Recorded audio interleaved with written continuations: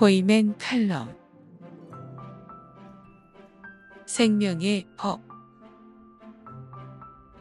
지난 한 주 동안에는 라이프스타디 히브리서 메시지 63번부터 오늘 69번까지 누렸습니다. 특히 이제 히브리서가 69번으로 마치잖아요.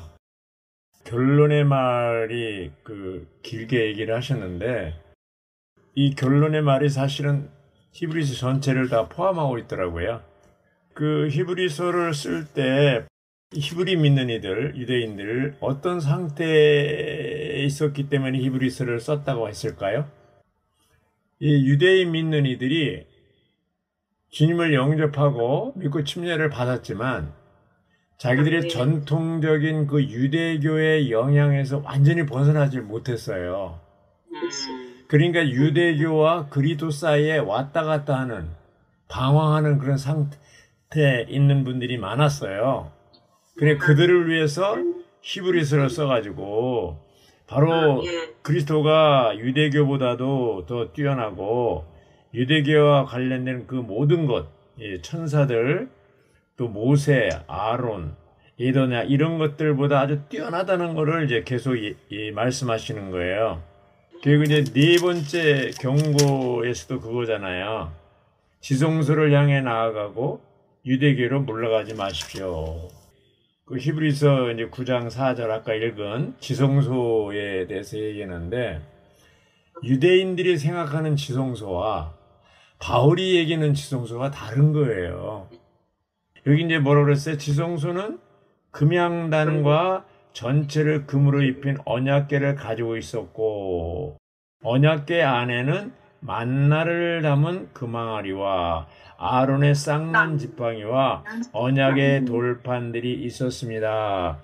그런데 나중에 이제 4장 12절에 보면은 뭐라고 그랬어요? 왜냐하면 하나님의 말씀은 살아있고 효력이 있어서 양날이 어떤 칼보다 날카로워서 이제 쭉 나오잖아요. 그리고 10장 20절에 아까 이숙자자님 읽으신 부분, 여기 보면은 예수님은 휘장 곧 그분의 육체를 통해서 우리를 위하여 새롭고 살아있는 길을 열어놓으셨다고 그랬어요. 말하자면 지성소에 들어갈 수 있는, 지성소를 향해 나아가고 유대교로 물러가지 마십시오. 그 10장 19절부터 39절이 그 네 번째 경고거든요. 거기 보면 이제 그 소제목이 뭐냐면 지성소를 향해 나아가고 유대교로 물러가지 마십시오. 그러니까 이제 이런 그 4장 아까 12절이네 16절이네요. 4장 16절. 그러므로 우리가 긍휼을 받고 은혜를 입어서 때맞추어 도움을 얻기 위하여 은혜 보좌 앞으로 담대히 나갑시다. 그 은혜의 보좌가 뭐예요? 지성소거든요. 지성소로 들어가는 거죠. 그래서 이 지성소를 향해 나아가고 유대교로 물러가지 마십시오. 그러면 바울이 얘기하는 지성소는 뭘까요? 바로 영입니다. 사람의 영이죠. 그래서 이 사람의 영 안으로 들어갈 것을 계속 얘기하고 있습니다. 8장의 10절에 보면 그날 후에 내가 이스라엘 집과 맺을 언약은 다음과 같다. 주의 말이다. 나는 내 법들을 그들이 생각 안에 넣어주고 그들의 마음에 그것들을 새길 것이다. 나는 그들에게 하나님이 되고 그들은 나에게 백성이 될 것이다 그랬잖아요. 그리고 이제 중요한 것이 그 많은 2장 10절인가요? 많은 아들들이죠. 2장 10절이. 여기 보면 이제 2장 10절에 만물은 하나님을 위하여 존재하고 또 하나님을 통하여 존재하므로 하나님께서 많은 아들들을 영광 안으로 이끄시려고 이렇게 됐잖아요. 그들의 구원의 창시자가를 고난을 통하여 온전하게 하시는 것은 합당한 것입니다. 여기 보면 많은 아들들을 영광 안에 이끄신다고 그랬어요. 그러니까 이제 이 히브리 믿는 이들이 그들이 생각하고 있는 유대교가 있는데, 그 유대교의 기둥이 뭡니까? 안식일 지키는 거, 또 할례를 하는 거, 또 음식에 대한 규례 이런 거 지키는 건데, 그리고 이제 천사들을 숭배한다거나 모세, 아론, 그 에도냐에 있는 그런 것들을 아무것도 아니다. 그리스도가 바로 가장 중심이고 그리스도가 우리의 구원의 창시자라고 얘기했습니다.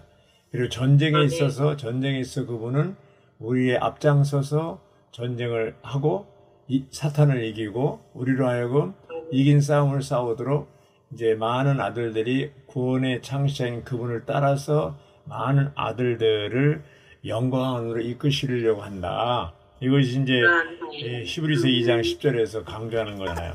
그러니까 전반적으로 히브리서 1장부터 13장까지 전체적으로 볼 때 바울이 의도하는 것은 뭐냐면 이 유대인 믿는 이들, 그리스도인들이 그들이 가지고 있는 잘못된 종교관념으로부터 어디로? 그리스도에게로. 그 그리스도에게로가 뭐예요? 지성소 안으로 들어간 거고 지성소 안에 들어가는 게 뭐예요? 바로 영 안으로 돌이키도록 하는 것이죠. 그래서 이제 이번에 이 쭉 내용을 보면 그 제목들을 보면 이제 율법과 하나님의 증거에 대한 거, 그 생명의 영의 법이란 말이 계속 나와요. 생명의 영의 법. 생명의 영의 법 그러면은 어디가 생각나요? 로마서 8장 2절이 생각나죠? 예. 누가 로마서 8장 2절을 좀 읽어 주실래요? 왜냐하면 생명의 영의 법이 그리스도 예수님 안에서 나를 죄와 죽음의 법에서 해방하였기 때문입니다. 아멘. 아멘. 그 생명의 영의 법은 밖에 있는 거예요? 안에 있는 거예요? 안에 있는 거잖아요. 그러면 이제 생명의 영의 법이 어떤 역할을 했어요? 죄와 사망의 법에서 우리를 해방했다 그랬잖아요.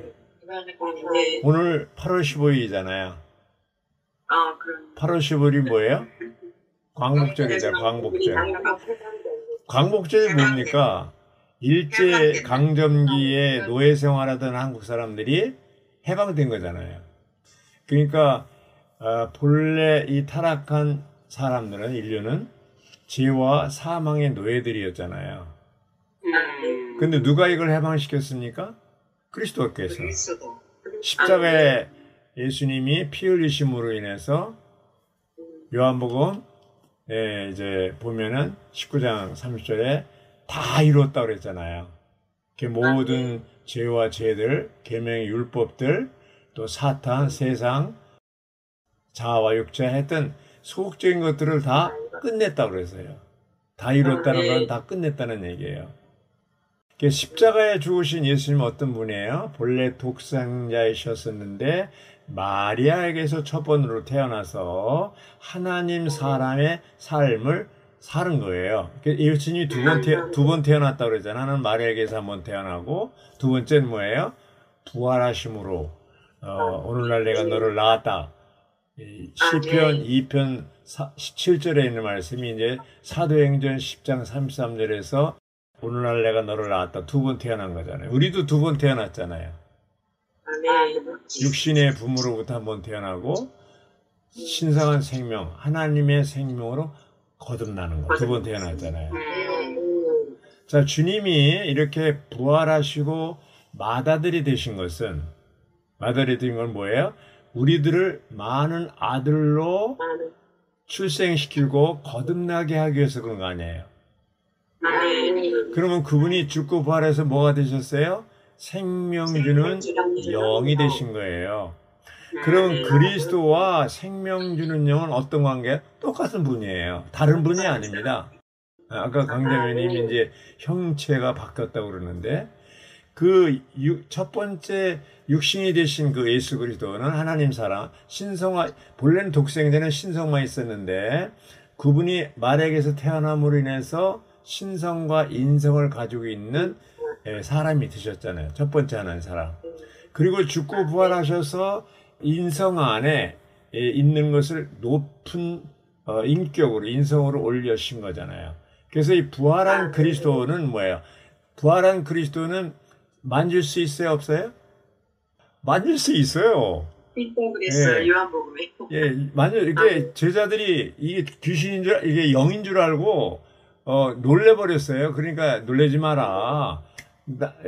이 영은 이런 만질 수 없는데 내 손 못자국을 만져보고 내 옆구리 창짝을 만져봐라. 예. 그랬잖아요. 만져보니까 만질 수 있었어요. 첫 번째 부활하신 후에 첫 번째 누가 참석을 못했어요? 의심 많은 도마가 참석을 못했는데 이 다른 제자들이 우리가 만났다 그러니까 내가 그분을 못자국을 만져보고 옆구리에 손을 넣어보지 않고는 난 못 믿겠다 이렇게 나온 거예요. 그게 두 번째 집회에 이제 또 왔어요. 근데 예수님이 특히 도마에게 너 왜 이렇게 헛소리 했냐? 내가 다 들었거든? 너 한번 내 손목 자국을 만져보고 내 옆구리를 만져봐라. 그렇게 해보더니 어떻게 해요? 아이고, 나의 하나님, 다 예수님 해가지고, 이제, 아주, 진짜 이게 만질 수 있는 그런 신령한 몸인데, 만질 수가 있어요. 그래도 제자들이 못 믿으니까 뭐라 그랬어요? 여기 뭐 먹을 거 없냐. 그러니까 생선 토막을 드렸잖아요. 그 제자들이 보는 가운데서 생선 토막을 또 드셨어요? 이거는 우리의 이성으로서는 이해할 수가 없는 거예요. 예수님이 부활하신 그 신령한 몸, 영적인 몸으로 부활하셨는데 영적인 몸이라 그랬죠, 몸. 네. 그런데 이 영적인 몸은요, 생명 주는 영은 시간과 공간의 제한을 받지 않습니다. 그래서 제자들한테 그거 다 이렇게 또 만져보라고 그러고 생선토 먹고 또 사라져 버렸어요. 사라졌다 나타났다 사라졌다 나타났다 이렇게. 그 제자들이 그러면 또 없어지고 오면 또 나타나시고. 그래서 이제 제자들을 확신한 거야. 이 부활하신 예수님은 우리가 만질 수 있고 우리가 볼 수 있고 심지어는 생선토막까지 드신 그런 분이구나. 예, 제자들도 우리하고 똑같이 부활하신 그리스도의 어떤 신령한 몸, 생명 주는 영이신 그분에 대해서 이해할 수가 없었습니다. 우리도 지금 이해 못하듯이 우리의 이성으로서 우리의 이런 그 생각으로서는 도저히 신령한 몸, 부활하신 그리스도를 우리의 상식으로서 이해할 수 없는 분이에요. 근데 실제로 제자들을 만져봤잖아요. 그렇죠? 그러니까 이 육신 안에 계신 그리스도와 맏아들이 되신 그리스도, 이 부활하신 그 그리스도는 뭐예요? 똑같은 분인데 형체가 바뀐 거예요. 자, 아버지 하나님과 아들 하나님이 같은 분이에요? 다른 분이에요? 같은 분. 아들 하나님과 영 하나님이 같은 분이에요? 다른 분이에요? 같은 분이에요. 근데 어떤 사람은 아버지 하나님이 아들 하나님이 된 거에 대해서는 같은 분이라고 생각하는데 그 아들 하나님과 영 하나님이 다르다고 생각하는 거예요. 영이라는 것이 무슨 이상하게 다르게 생각하는 거예요. 똑같은 아버지 하나님, 아들 하나님, 영 하나님이 똑같은 삼일 하나님이에요. 이 세 분은 동시에 존재하고 상호 내재하고 본질이 영원히 같고 그리고 구별되지만 분리되지는 않는다 이 말입니다. 그럼 우리 안에 들어오시고 거듭난 영은 그 안에 뭐예요? 아버지 하나님과 아들 하나님이 포함되어 있어요? 안 돼 있어요? 포함되어 있어요. 영원히 삼일 하나님은 똑같으신 분이에요. 창조 때 아버지 하나님만 창조하셨어요? 아버지 하나님, 아들 하나님, 영 하나님이 함께 창조하셨어요. 함께 하셨습니다. 그래서 그 창세기 보면 우리가라는 대명사를 썼잖아요. 대명사는 복수인데 동사는 또 단수예요. 우리가 우리 형상대로 하나님의 형상과 모양대로 사람을 창조하자 이렇게 만들자고 그랬습니다. 자, 이런 하나님이 이제는 과정을 거쳐서 완결된 영이 되셨는데 이 영이 생명 주는 영이 우리 안에 들어와서 한 영이 됐잖아요. 한 영이 되는 것이 어디에 있다고 그랬죠? 고린도전서 6장 11절에 있어요. 한 영. 이 한 영이 뭐예요? 생명 주는 영, 하나님의 영과 사람의 영이 하나 된 거예요. 한 영이 된 거예요. 연합된 영을, 연합된 영을 얘기하는 거예요. 자, 이 영이 우리 안에 들어왔는데, 바울이 로마서 8장 2절에서 뭐라 그랬어요? 생명의 영의 법이 죄와 사망의 법에서 우리를 해방했습니다. 광복절, 저는 이제 그 1945년 해방된 그 전에 43년에 태어났기 때문에 일제시대에 제가 태어났어요. 가장 어려운 때, 가장 어려운 때 태어났어요. 그래서 45년에 광복이, 45년 8월 10일 광복이 됐지만 제가 갓난아이이기 때문에 뭔지 몰랐죠. 그렇지만 어쨌든 그러한 그 일제강점기 노예 생활을 했던 한국 사람들이 그 광복절을 맞이한 뒤에 뭐예요? 자유를 얻은 거예요. 자유를.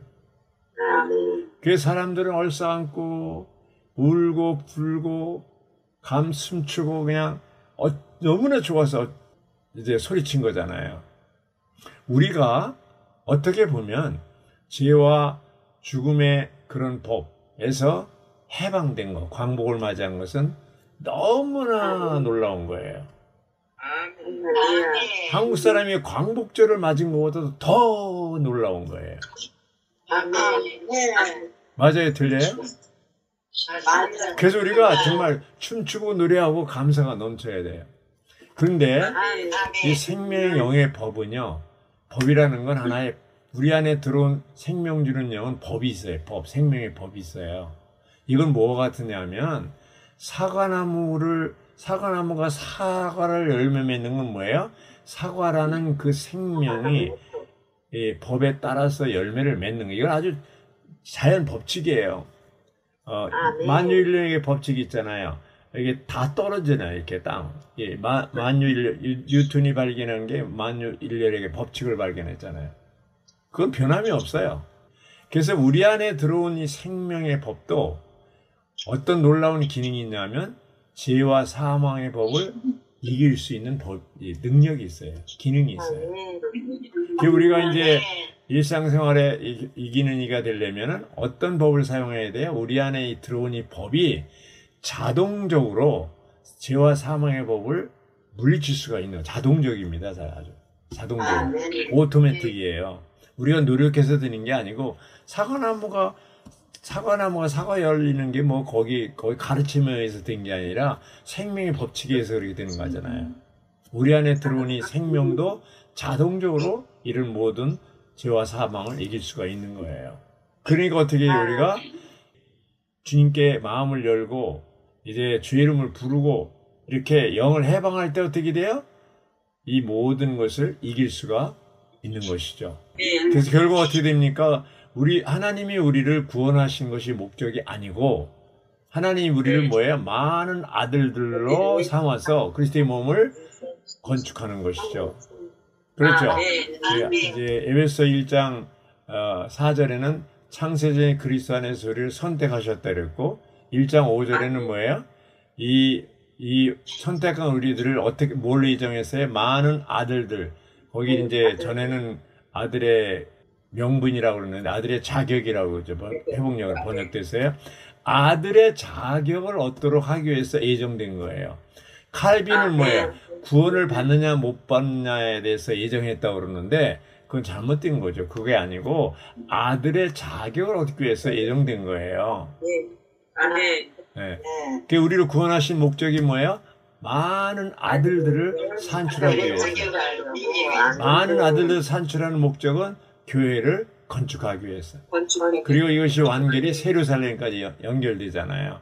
시간이 이제 됐기 때문에 더 이상 말씀을 못 드리지만 이 생명의 영의 법이 따라서 우리가 노력할 필요가 없어요. 그냥 자동적으로 다 이길 수가 있다니까요. 우리는 이긴 싸움을 싸운다니까요. 그래서 우리 안에 있는 이제 에레미야 31장 31절에 있는 것처럼 33절에 있는 것처럼 그 법이 이제 신약에 와서 우리 안에 생명의 영의 법에 따라서 우리가 살고 있고 또 많은 아들들이 되는 주님이 받아들이고 우리는 많은 형제들, 많은 아들들이 되는 것이 목적이라는 것을 잊지 마시고 이제 이 법에 따라서 살기 원합니다. 아멘.